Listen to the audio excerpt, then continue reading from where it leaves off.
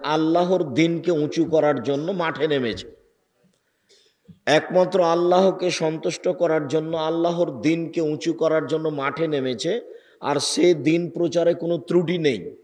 আপনি আপনারটাকে মনে করছেন যে আমার দল 100% সঠিক, আমি আমারটাকে মনে করছি যে আমার দল 100% সঠিক।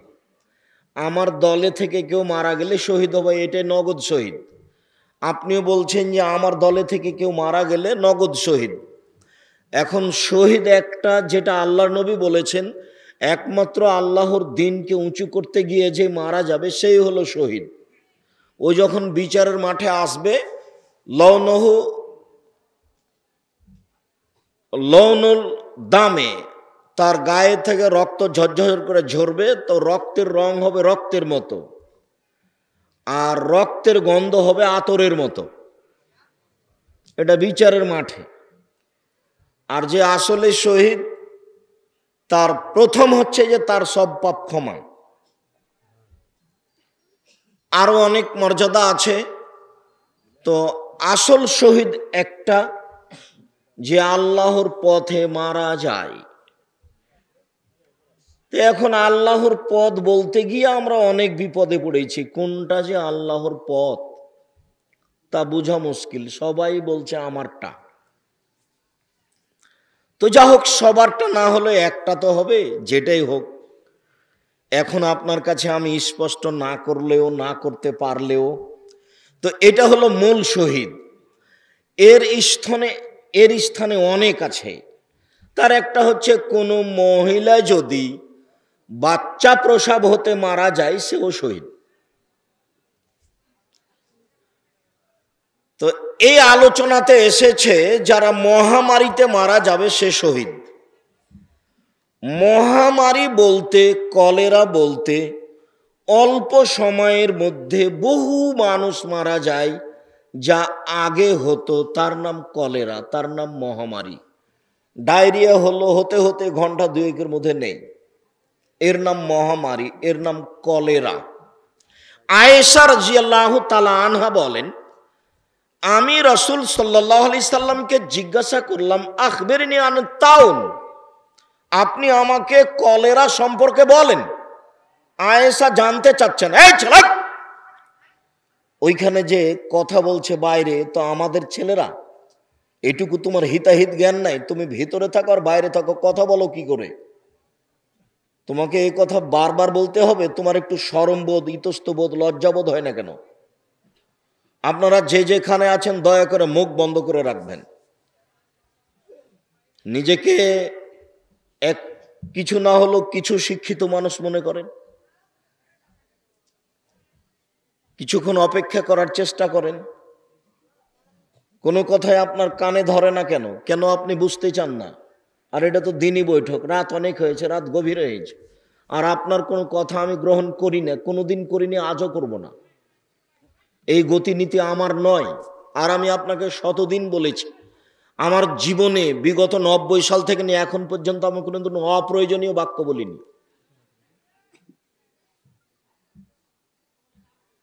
কেসা কাহিনী তো বহু দূরের কথা। 90 সাল থেকে নিয়ে এখন পর্যন্ত আমি কোনোদিন অপ্রয়োজনীয় বাক্য বলেছি তা আমার মনে পড়ে না। জনগণকে আমি হাসিয়েছি কোনোদিন, তা আমার মনে পড়ে না। জনগণের কাছে আমি স্বার্থে কোনোদিন পদক্ষেপ রেখেছি, পা রেখেছি, তা আমার মনে পড়ে না। আর স্বার্থ নিয়ে, পরিকল্পনা নিয়ে আমি চলা বুঝতেও পারি না। চলি এভাবে, বুদ্ধি দিয়ে। রুজি হলে আমার রুজি হতো না, রুজি আল্লাহ দেয়, তাই হচ্ছে।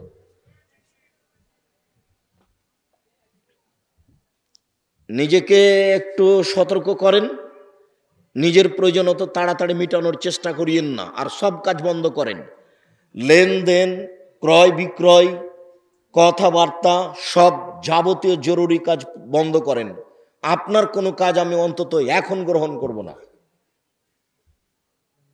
আপনারা যারা দিনী বোন আছেন, বসে আছেন, অনেক কষ্ট করে এসেছেন, মুখ বন্ধ করে থাকবেন। বক্তব্য চলাকালীন আপনি আর একজনের কাছে কথার সাহায্য নেবেন না। এক খেয়ালে কান লাগিয়ে বসে থাকবেন। আপনার কিছু না কিছু উপকার করবই ইনশাআল্লাহ। এবং আজকে আপনার অনেক উপকার করব বলে আমি আশাবাদী ইনশাআল্লাহ।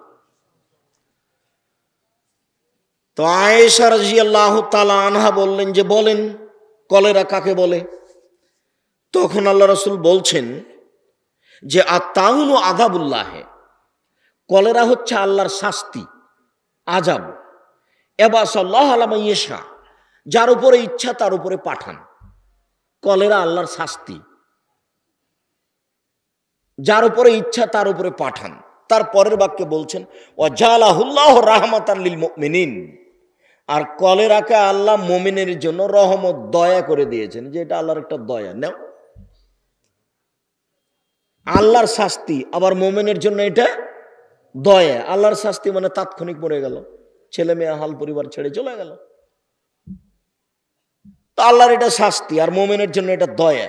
লাইসা মিন আহাদিন ইয়াবাসুল্লাহু ফিহি ওয়া ইয়াকাউ ফিহি, আল্লাহ যে সমাজে পাঠান, যেখানে পাঠান সেখানে সে ব্যক্তি আছে, সেখানে ও থেকে যায়। ইয়ামকুসু ফিহি, সেখানে ও থেকে যায়। সাবেরান মুহতাসিবান, ধৈর্য ধারণ করে থাকে, নেকি মনে করে থাকে। ওয়া ইয়ালামু, এবং সে জানে যে লাইসিবহু ইল্লা মা কাতাবাল্লাহু লাহু, তার কলেরা হবে না, হবে না, হবে না, তবে যদি পৃথিবী সৃষ্টির 50,000 বছর পূর্বে লিখা হয়ে থাকে।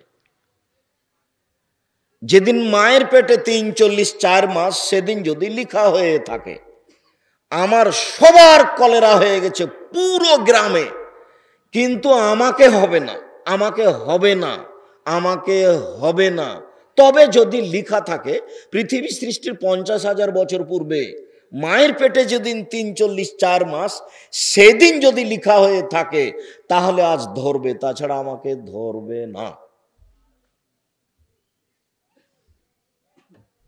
কানা আজরুহু কা শহীদে, তখন তার নেকি হবে শহীদের নেকি। তখনও কার নেকি পাবে? শহীদের নেকি।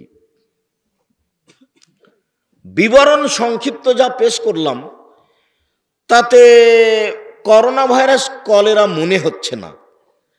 তার মানে করোনা ভাইরাস কলেরা হলে এতদিন পর্যন্ত কয়েক কোটি মানুষ মারা যেত, প্রায় পৃথিবী খালি হয়ে যেত, নূহ আলাইহিস সালামের যুগের মতো হয়ে যেত। অল্প কিছু থাকতো, 2-4-50 লক্ষ, সব খালি হয়ে যেত। এটা মহামারী কলেরা নয়। কলেরার যা অবস্থা মানুষে জানে বুঝে, কলেরার ব্যাখ্যা বিশ্লেষণে বিদ্বানগণ যা বুঝেন, তাতে এটা কলেরা নয়।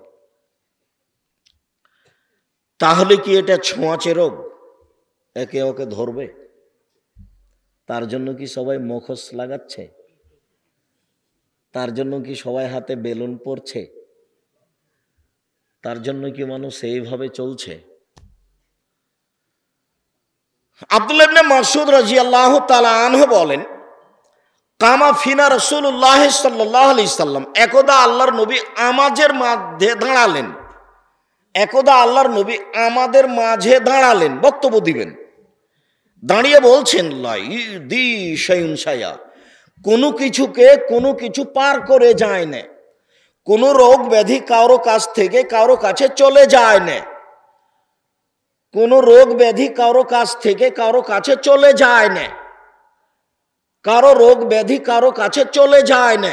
কথাটি তিনি 3 বার বললেন। ফাকামা রাবিউন, তখন একজন পল্লীর মানুষ দাঁড়িয়ে বলছে, বলেন কি আল্লাহর নবী? হ্যাঁ, যাই তো আল বাইরো আই জারবুল বাইরে বেহাসফেহি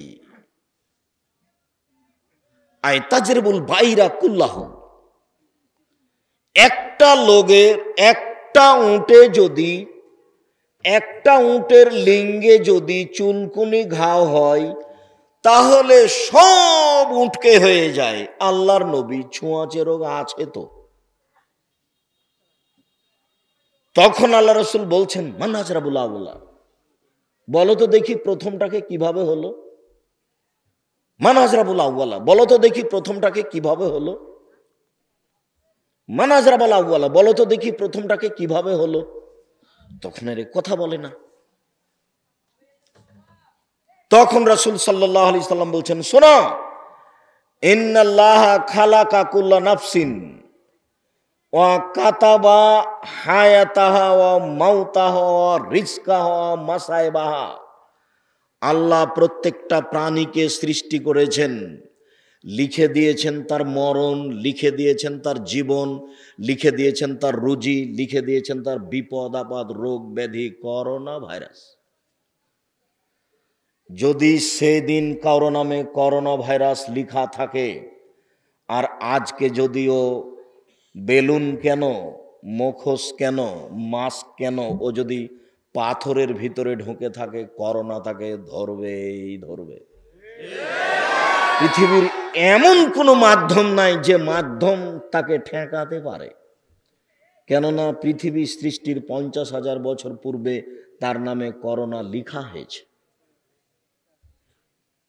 বুঝতে না পারলে আবার অনুবাদ করব।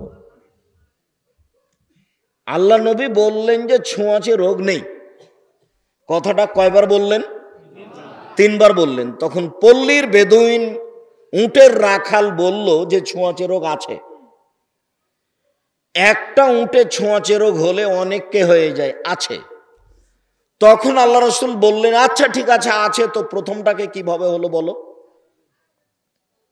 তার কথা বলে না। তখন আল্লাহ রাসূল বলছেন, এই শোনো, যে আল্লাহ প্রত্যেক প্রাণীকে সৃষ্টি করেছেন, যত প্রাণী সৃষ্টি করেছেন, সৃষ্টির দিন তার মরণ, তার জীবন, তার রুজি, তার রোগ ব্যাধি সব লিখে দিয়েছে। বুঝাতে পারলাম না। তারপরে রাসূল সাল্লাল্লাহু আলাইহি সাল্লাম বলেন, লাদা ওয়ালা তেয়ারা, সংক্রামক ব্যাধি নেই। বুখারী মুসলিম। সংক্রামক ব্যাধি নেই, অশুভ ফল নেই। গোদাগাড়ির হাটে গেলাম, যে উদ্দেশ্যে গেলাম সেটা হলো না। তখন বলছে যে কার যে মুখ দেখে গেছি,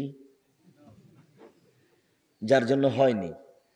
তো মনে করছি যে মহিলা মানুষের মুখ দেখে গেছি, তার মানে ও বলতে চেয়েছি যে মহিলা মানেই ধ্বংস। জি না, মিথ্যা কথা। মহিলা মানেই খারাপ, মহিলা মানেই ধ্বংস, এটা তো হিন্দুদের কথা, এটা তো ইহুদি খ্রিস্টানের কথা, এটা তো বিধর্মীদের কথা, এটা তো মুসলমানের হতে পারে না। হিন্দুদের কথা এটা হতে পারে। আজও হিন্দু মেয়ে বাপের জমি পায় না, হিন্দু মেয়ে বাপের জমি পায় না। কত বড় বেইনসাফি কারবার। কয়দিন আগে হিন্দু মেয়ে মারা গেলে স্বামীর সাথে মরে যেতে হতো, তার নাম চিতা, সতীদাহ প্রথা। এখনো হিন্দুস্তানে অনেক আছে যে স্বামী মারা গেলে ওই মেয়েকে কোনো গাছের নিচে গিয়ে বলি দেওয়া হবে, জবে করা হবে। এখনো এই এলাকাতে অনেক জায়গা আছে যে স্বামীর নাম ধরলে বউ তাকে খেয়ে নিল, তাই স্বামীর নাম ধরে না। স্বামীর নাম ধরলে স্বামী মারা যাবে, যার জন্য স্বামীর নাম বলে না। একটা কিছু বলে, কি যে বলে, স্বামীর নাম ধরে বলতে হবে। প্রমাণ আছে আপনাদের কাছে? কি আছে বলেন তো দেখি। হাজেরা বললেন, আইনা তাজহাব ইব্রাহিম, ইব্রাহিম কোথায় যাচ্ছেন? অতাতরকুনা ফিহা জালাদি লাইসা ফিহি সালাহ। ইব্রাহিম কোথায় যাচ্ছেন আপনি? এমন একটা উপত্যকা আমাকে ছেড়ে যাচ্ছেন যেখানে মানুষজন তো নেই, ঘাস পাতাও নেই, আপনি আমাকে কিছু বলবেন না? ইব্রাহিম কোথায় যাচ্ছেন? স্ত্রী স্বামীর নাম ধরে ডাকছেন না, স্বামী হলেন ইব্রাহিম। তা আপনি কি ইব্রাহিম আলাইহিস সালামের চেয়ে দামি? যে আপনার নামটা ধরে যদি আপনার স্ত্রী, তা আপনার সমস্যাটা কোথায়? পৃথিবীর সবচেয়ে দামি মানুষ ইব্রাহিম আলাইহিস সালাম, মুহাম্মদ সাল্লাল্লাহু আলাইহি সাল্লামের পিতা। জিবরাইল আলাইহিস সালাম বলছে, হ ইব্রাহিম, হ আবু কাফা সালাম আলাইহি, ইনি ইব্রাহিম, ইনি আপনার বাপ, আপনি তাকে সালাম দেন। যদিও নবী হিসেবে পৃথিবীতে সবচেয়ে দামি নবী হচ্ছেন মুহাম্মদ সাল্লাল্লাহু আলাইহি সাল্লাম। তো স্বামীর নাম ধরলে স্বামী মারা যাবে, এ তো হিন্দুদের নীতি। স্বামী মারা গেছে, আশেপাশে যত বোনেরা আছে, খালা ফুপুরা আছে, বলছে গয়না খুল, গয়না খুল, গয়না খুল, মানে সব হিন্দু হয়ে গেছে। শুনে রাখেন, উপস্থিত বৈঠকের বোনেরা শুনে রাখেন, স্বামী মারা গেলে গয়না খুলতে হবে, এটা হিন্দুদের নীতি। আর তোমরা যারা এখানে কথা বলছে, কোথায়? এটা কি তোমাদের নাগালের বাইরে? প্রতিষ্ঠানের ছেলে, কমিটি কেউ নাই, শিক্ষক কেউ নাই? যে আমার কানে আসছে এটা তোমাদের কানে আসে না? এখানে কথা হয় কি করে? ওদেরকে কন্ট্রোল করতে না পারলে জায়গাটা খালি করে দেন, আর কন্ট্রোল করতে পারলেও ওখানে থাকেন আপনারা 2-4 জন। বলছিলাম সম্মানিত দিনী ভাই বোন, ছোঁয়াচে রোগ নেই এ কথাই চূড়ান্ত। ছোঁয়াচে রোগ যদি তাকদিরে লেখা থাকে তাহলে ধরবে, অন্যথায় ধরবে না। এবার বলি, তাহলে করোনা ভাইরাস কি? তাহলে করোনা ভাইরাস অবা, বালা, মুসিবত, বিপদ। তাহলে এটা যদি বালা মুসিবত বিপদ হয়, আল্লাহর পক্ষ থেকে শাস্তি, বালা মুসিবত বিপদ হয়, তাহলে কি করতে হবে? তাহলে কি 3 ফুট দূরে দাঁড়াতে হবে সলাতে? তাহলে কি জুমা মসজিদে 20 জনে সলাত আদায় করতে হবে 10 জনে? আর 5 ওয়াক্ত ওয়াক্তিয়াস মসজিদে 5 জন? আর তাহলে কি মাস্ক পরতে হবে জরুরি? তাহলে কি হাতে বেলুন পরতে হবে জরুরি? কি করতে হবে তাহলে? এটা যদি বালা মুসিবত বিপদ হয়। আয়েশা রাদিয়াল্লাহু তাআলা আনহা বলেন, ইন্না শামসা ওয়াল কামারা আয়াতান মিন আয়াতিল্লাহ লা ইয়ানকাশিফু লিআহাদি মাউতিন ওয়ালা লিহায়াতি। সূর্য এবং চন্দ্র আল্লাহর 2টি নিদর্শন। সূর্য এবং চন্দ্র আল্লাহর 2টি নিদর্শন। 1 মিনিট, এই ছেলে, এক খেলে আমার দিকে চেয়ে থাকবেন, 19 বিষয় না যেন। এই বিশাল কোরআন মাজিদে 30 পারা কোরআন মাজিদে কি আছে পড়তে ঠুকটাক ছেঁচড়া মেচড়া করে পারি, কিন্তু অর্থ বুঝি না। পড়ি, কষ্ট করে পড়ি। আব্দুর রাজ্জাক সাহেব বলেছেন সূরা ইখলাস 3 বার পড়লে কি হবে? 1 বার কোরআন মাজিদ পড়ার সমান নাকি হবে। আমি বলিনি, মুহাম্মদ সাল্লাল্লাহু আলাইহি ওয়াসাল্লাম বলেছেন। একবারে ব্যাগ ভর্তি করে নেন নাকি, শ্বাস বন্ধ হয়ে গেলে কিছুই না, ঝোলা খালি হয়ে যাবে। তাড়াতাড়ি একটু সময় পেলে সূরা ইখলাস 3 বার, একটু সময় পেলে। আর একবারে ফজরের পরে আর মাগরিবের পরে পড়বেনি, ফাঁসি হয়ে গেল পড়বো, এরকম জিদ করতে হবে। কেন? শয়তান যতবার আপনি বলবেন আমি সূরা ইখলাস 3 বার পড়বই, ততবার ইবলিস বলবে কেমনে পড়িস, তোকে দেখে ছেড়ে দেব। এটা তার ওয়াদা আছে। কার সামনে ওয়াদা আছে? আল্লাহর সামনে। আমি বুঝাতে পারলাম না মনে হয়। আপনি যতবার বলবেন যে আমি সূরা ইখলাস 3 বার পড়বই সকাল সন্ধ্যায়, ততবার কি ইবলিস কি বলবে? তুই কেমনে পড়িস তা দেখে ছেড়ে দেবো। তার মানে ও জীবন বাজি লেগে আছে যেন আপনি পড়তে না পারেন। আপনি পড়তে পারবেন না, এটাই তার সফলতা। আর আপনি পড়তে পারবেন, এটা আপনার সফলতা। একবারে মুখামুখি আছে। ওর চেয়ে স্পষ্ট শত্রু, মানুষের শত্রু পৃথিবীতে নেই। একথা আল্লাহ কোরআন মাজিদে বহুবার বলেছে। তো এই বিশাল কোরআন মাজিদে মৌলিকভাবে কয়েকটা কথা আছে। তার একটা কথা আছে আল্লাহর ক্ষমতা। কোরআন মাজিদটা আল্লাহর নিজের ক্ষমতা দিয়ে পূর্ণ করে দিয়েছেন। খালি বলছেন আসমানের মালিক আমি, জমিনের মালিক আমি। কে পারে আসমান বানাতে, কে পারে জমিন বানাতে? পারে কি কেউ? পারে না কেউ। কে পারে আসমান বানাতে, কে পারে জমিন বানাতে? পারে কি কেউ? কেউ পারে না, আমি পারি। দেখিয়েছেন চন্দ্র সূর্য কিভাবে আসে, কিভাবে যায়, রাত কিভাবে আসে, দিন কিভাবে যায়। পারে কি কেউ? পারি আমি, চন্দ্র সূর্য। রাত দিন, চন্দ্র সূর্য কিভাবে আসে চলে যায়, রাত কিভাবে আসে চলে যায়। তাহলে আকাশ জমিন, চন্দ্র সূর্য, রাত দিন, এগুলো তার ক্ষমতা। হঠাৎ একদিন বৃষ্টি দিলাম, অনাবাদ জমিতে বৃষ্টি দিয়ে পানি মাটিকে ভিজিয়ে দিলাম, ঘাস গজালাম। এটা পারে কি কেউ? কেউ পারে না, এটা আমি পারি। ক্ষমতা দেখিয়েছেন পুরো কোরআন মাজিদে। মেরে দিয়েছি আদ সামুদকে, কেউ কিছু করতে পারেনি। মেরে দিয়েছি ফেরাউনকে, কেউ কিছু করতে পারেনি। মেরে দিয়েছে নমরুদকে, কেউ কিছু করতে পারেনি। যারাই বাড়াবাড়ি করবে তাকে সময় উচিত সাজা দিব, পারি আমি। আল্লাহ একা হোক বাহা, আমাকে কেউ পারে না, পরোয়া করে না। কোনোদিন তার বিরুদ্ধে মামলা হবে না, মামলা করে কেউ টিকতে পারবে না। পারেনি আদ, পারেনি সামুদ, পারেনি ফেরাউন। লাম ইউখলাক মিসলহা ফিল বেলাদ, যাদের মতো শক্তিশালী জাতি পৃথিবীতে আল্লাহর কখনো কোনোদিন সৃষ্টি করবেন না। কেউ তাকে পারেনি, ক্ষমতা দেখিয়েছেন। এটা এই মৌলিক শুধু ক্ষমতা। আর দ্বিতীয় হলো এই